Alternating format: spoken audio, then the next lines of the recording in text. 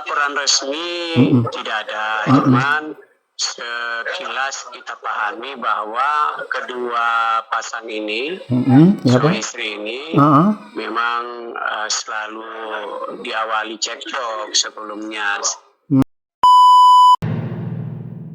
Saudaraku, kasus Melda Savitri, seorang istri yang dicerai suaminya menjelang pelantikan P3K di Aceh Singkil, kini mendapat perhatian publik. Menanggapi berita viral tersebut, wartawan Tribun.com mencoba menghubungi Camat Singkil. Berikut informasi selengkapnya.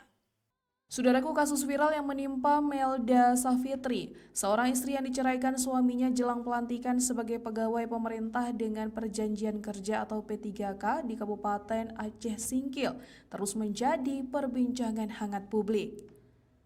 Kini pilu ini bukan hanya menyentuh hati warganet, tetapi juga menarik perhatian pihak pemerintah setempat. Melda Savitri, warga kampung Siti Ambia, Kecamatan Singkil, Kabupaten Aceh Singkil, mengaku dicerai suaminya hanya 2 hari sebelum sang suami resmi dilantik sebagai aparatur sipil negara atau ASN. Peristiwa ini disebut terjadi karena permasalahan dalam rumah tangga yang berujung pada keputusan perceraian. Menanggapi kasus yang ramai dibicarakan di media sosial itu, wartawan Tribun.com mengonfirmasi langsung kepada Camat Singkil Khairuddin pada Jumat 24 Oktober. Lama itu terjadinya perselisihan. Oh gitu, sebelum lulus P3K berarti Pak ya, sebelum itu sudah ini ya? Sebelum pelantikan, mereka lulus P3K, mereka masih sama. Oh masih sama. Saat 2 hari sebelum pelantikan, ditalaknya lah istrinya ini. Oh gitu, ditalak langsung ya. Iya, padahal kopri laki-laki ini istrinya yang beli dengan uang jerih payah keringatnya. Oh gitu, baju kopri pelantikan. Oh gitu Pak Camat. Iya Pak Camat. Cuman ini tadilah si suami sudah punya keputusan sendiri kan. Iya.